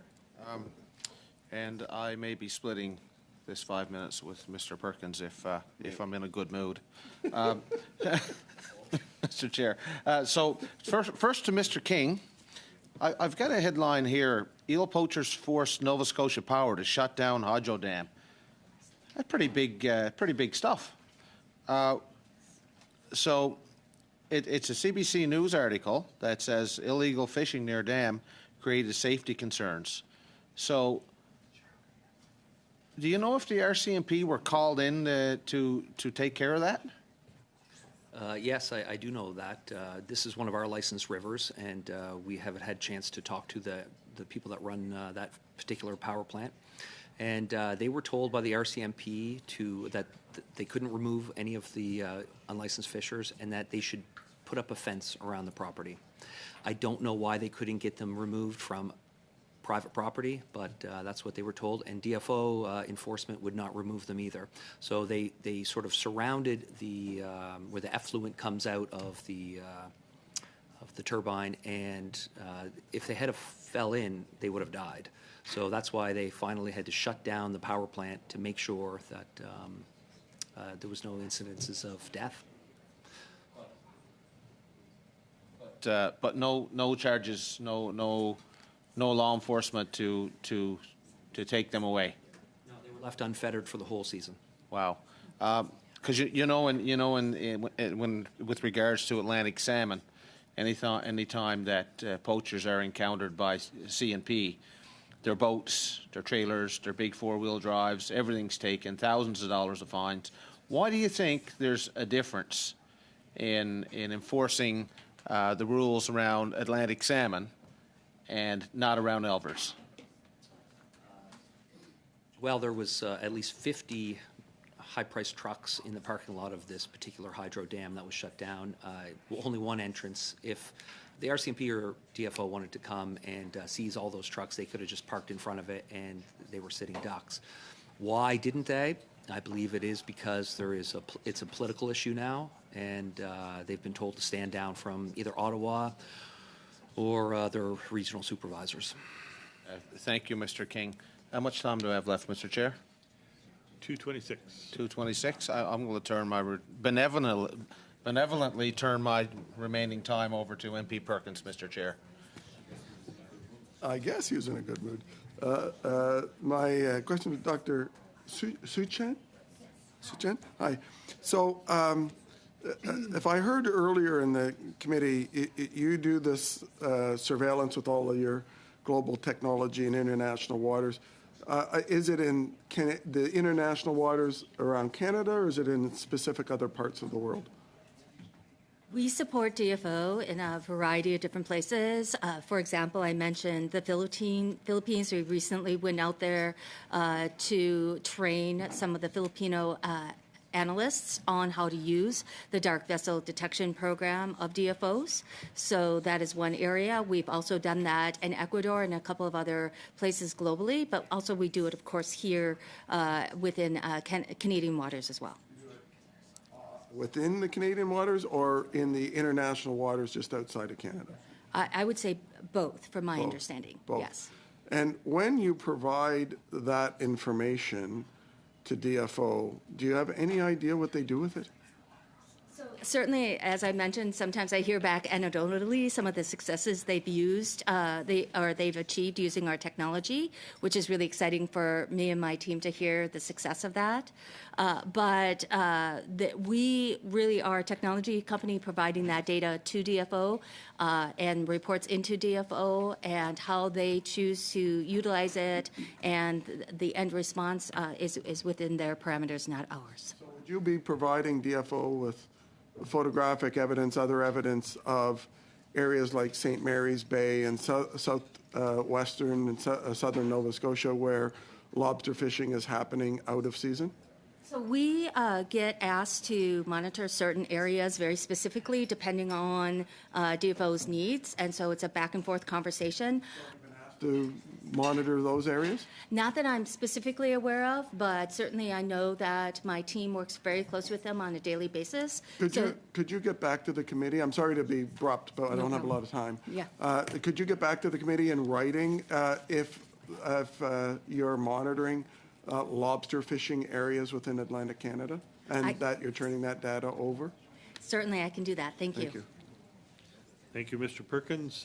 Turning it back over now to Mr. Hanley for 5 minutes. Thank you. And maybe I'll just pick up with Ms. Suchan and maybe Ms. Swartman, too. You haven't had a chance to speak yet. But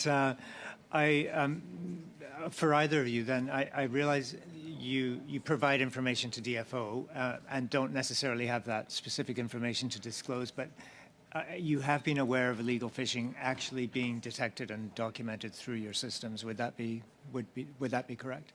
That is correct. Mm-hmm. And has MDA weighed in or been involved with the government to? I assume this is part of the Port State Measures the Port State Measures Act that you're involved in this detection. Would that be accurate? Because there is a review of the Port State Measures Act, and I just wondered whether you are in conversation with government over that review. Not that I know of specifically, not at this time. Certainly we support questions that come to us through our customers, sometimes relating back to certain policies and procedures, but not that I haven't heard this specifically. Okay, thank you. Monsieur Collin, vous avez fait référence à un... Mr. Collin, you referred to a document or a brief with regard to fishermen's groups. This dates back to 2020. Could you explain the content of these documents, their substance, and the recommendations? Quickly, please. Yes, there's a lot in your question. So our main recommendation was indeed to impose logbooks and to require the tabling of reports on catches. That was the main recommendation. There were about 12, I think, that were included in the brief, but I denounced mainly the inaction of that working group with Halifax and Moncton players. They had no will, it seems. They could have easily and without any cost imposed the requirement to declare one's catches in order to have precise data for our scientific researchers. What are you expecting specifically from the fisheries minister now to correct the situation?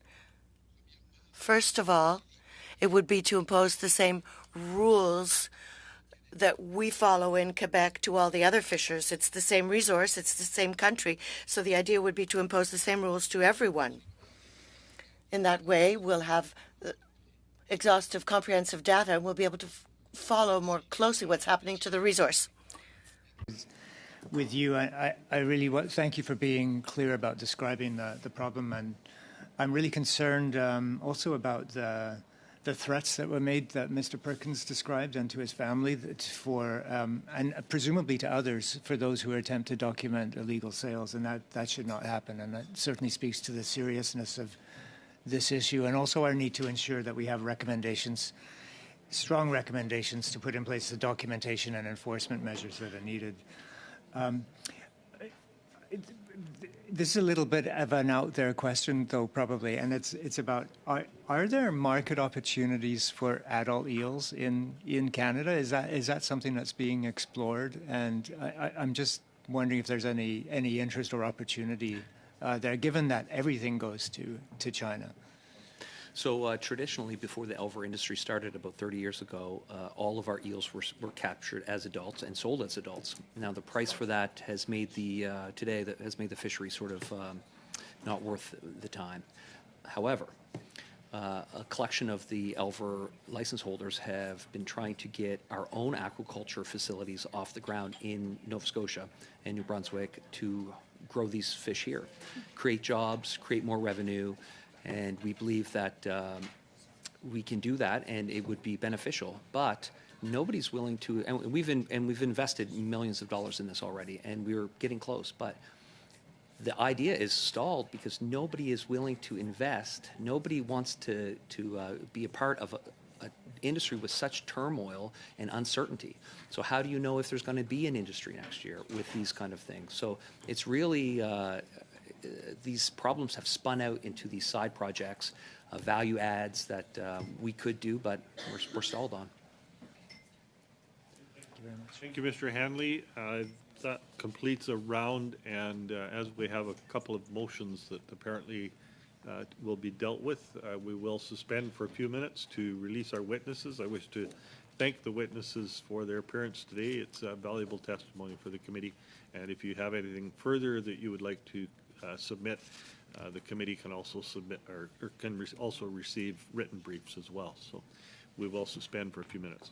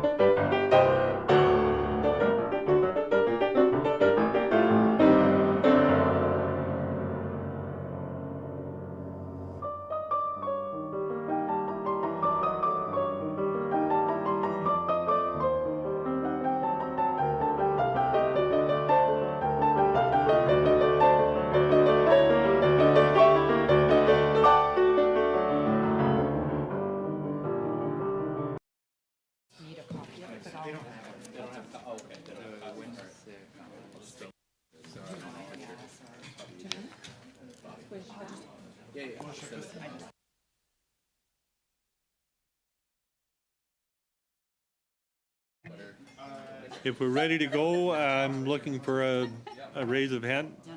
Mr. Hardy. Thank you, Mr. Chair. We have I have one of two motions on basically the same topic that you're going to hear. You will receive my notice of motion a couple of days ago. There's a preamble involved or included with the motion that doesn't get included officially with the motion, but basically, I'll read it. Given the urgent need for steps to protect Canada's wild fish stocks while supporting the potential for aquaculture to contribute to local economies and to the world's demand for high-quality protein, and in the spirit of fair process. So those were the motivations behind the motion. There will be some amendments suggested by my colleague to clarify a couple of things, most particularly that there'll be a focus on the West Coast, because we don't want to have unforeseen spillover effects on the East Coast of this. And secondly, to ensure that the wording is correct in terms of what we do as a committee and how we transmit that for follow-up and action. So I'll read it as you have it, and then it will be open to amendments. Huh? Can it be sent out again? I have extra copies. Wonderful. I'm an old-fashioned paper guy. Okay, there you go. No, it's IBM. It's better manually. There you are. I will read it as was submitted in the notice of motion, and then it'll be open to amendments, okay? That the Standing Committee on Fisheries and Oceans and the Canadian Coast Guard dedicate 2 meetings to hear from the aquaculture industry the steps they will make to eliminate all harms to wild fish stocks of their operations, and that the committee present the findings of these hearings to the Minister to inform her decisions on the nature and scope of the transitions the industry will make to achieve this goal, and that the government issue a response to these findings. So that's the motion as transmitted in the notice of motion. And to your pleasure, Mr. Chair, I think Mr. Kellaway has some amendments to suggest. Kellaway, but I also saw Ms. Barron. Point of order. Just a Point of order? Point of order, just clarifying.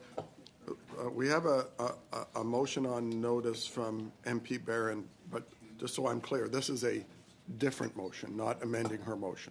No, this is a different motion. Right. Now, I don't want to preempt anybody's, where everybody's coming from here, but I believe there may be an opportunity to do some merging here, but we'll leave that open to possible comment. Mr. Kellaway, then. Sure. Thanks, Mr. Chair. So I do have some amendments to make here, so I'll be very slow in providing them. That the Standing Committee, second paragraph, that the Standing Committee on Fisheries and Oceans and the Canadian Coast Guard on the West Coast, that would be an addition in that paragraph, on the West Coast. And where you see in the second paragraph, to eliminate would be to minimize. The third paragraph that starts with that the committee present, and we would add that the committee present its findings to the House and, pursuant to the Standing Order 109, request that the government issue a response. So that would replace the findings of these hearings to the Minister to inform the decision in the remaining of that sentence.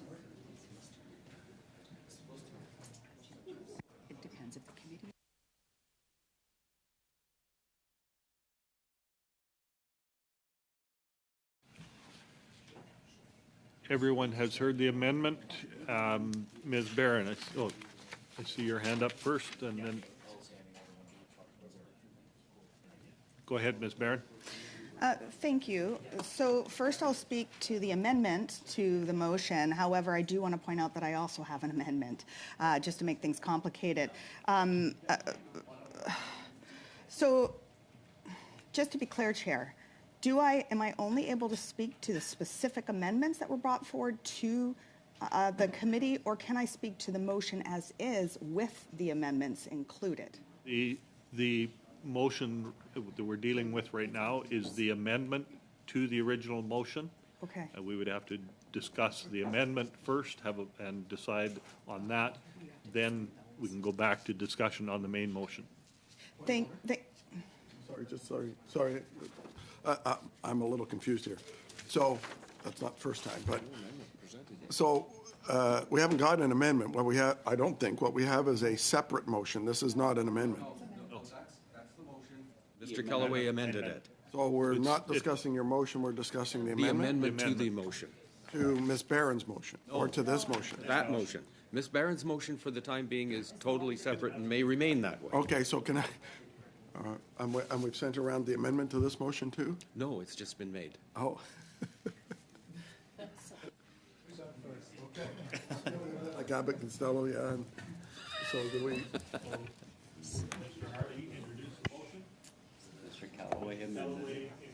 An amendment to the motion. We're discussing the amendment to the motion made by Mr. Kellaway. Ms. Barron, I see your hand up. Thank you, Chair. So to the amendment, now I'm going to just say this with the caveat that I have amendments because I have concerns over the content of the motion itself, but we'll speak only to the amendments right now under the hope that I'll be able to speak to the motion when we loop back to it. Around the 3 points that Mr. Kellaway just brought forward, the first one, West Coast, seems like an appropriate addition. I 100% am against taking out eliminate and trading that with minimize. And then otherwise, I'm happy with that, but I will say I have some concerns over the motion in general that I want to speak to, but to the specific amendments, I do not agree with the taking out elimination.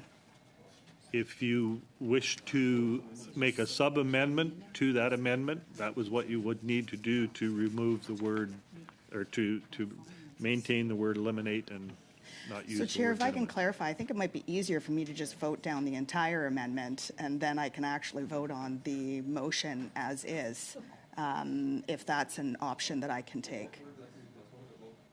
You can vote as any way you wish.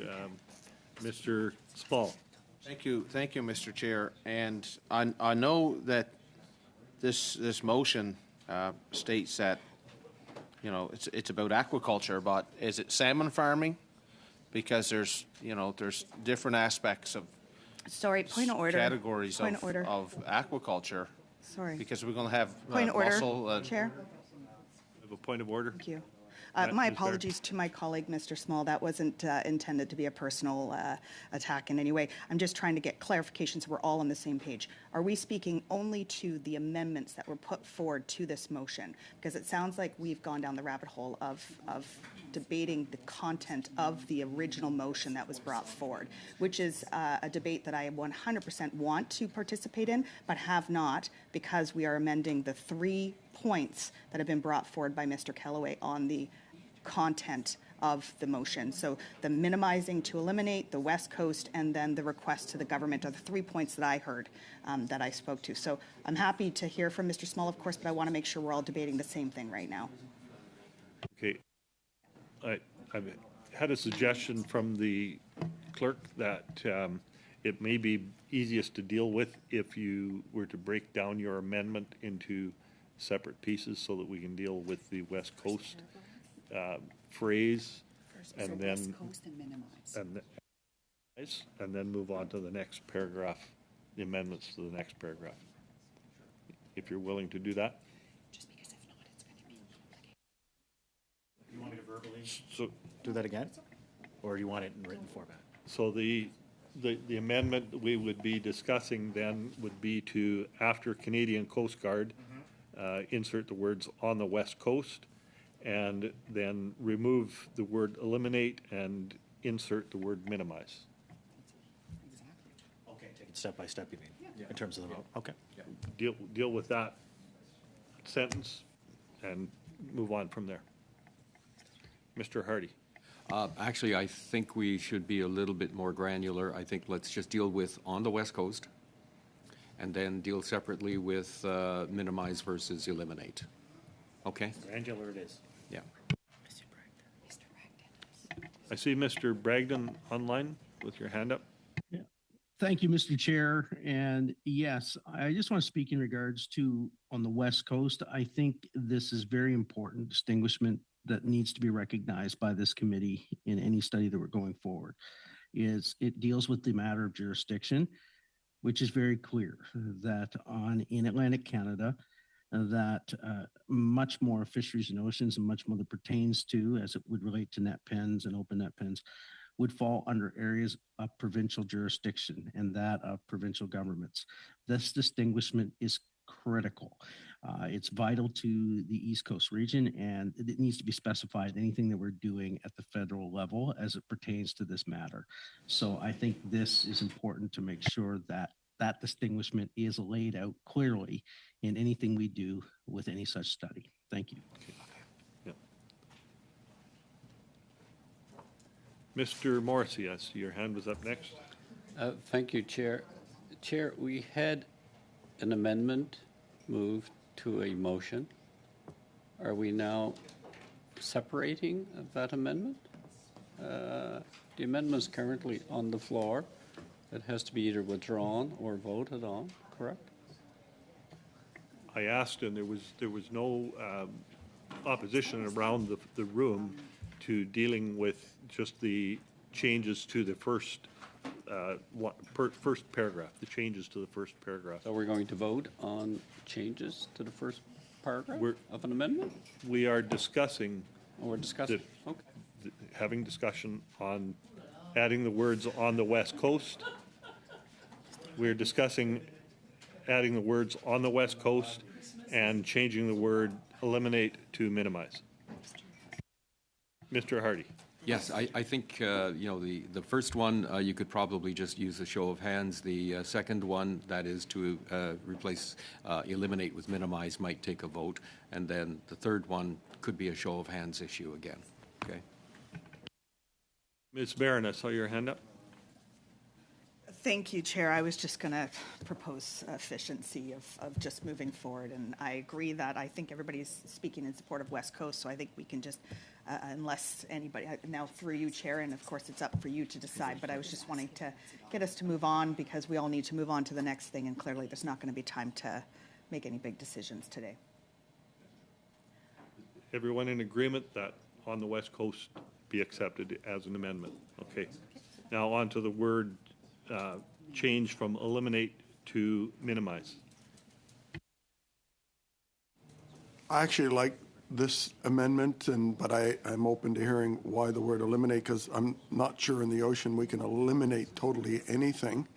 I think what we can do is minimize harms in managing it as much as possible. So I think as much as I'd like to eliminate the harms, I'm not sure that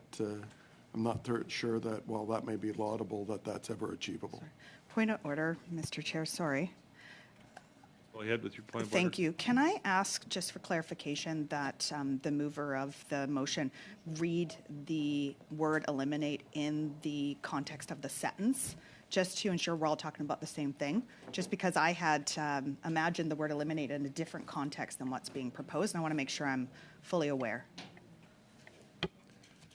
Go ahead, Mr. Hardy, and then we're going to have to do the hard stop. It's 1 o'clock. Right, yes.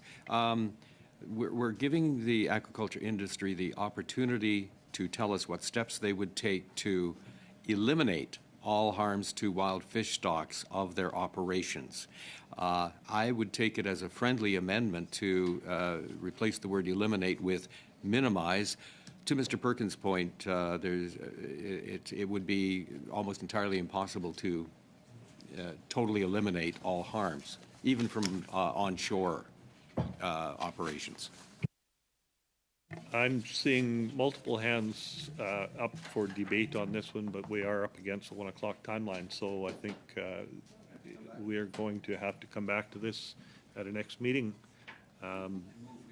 Move to be that we adjourn. Drop the hammer. Adjourn. Thank you, everyone.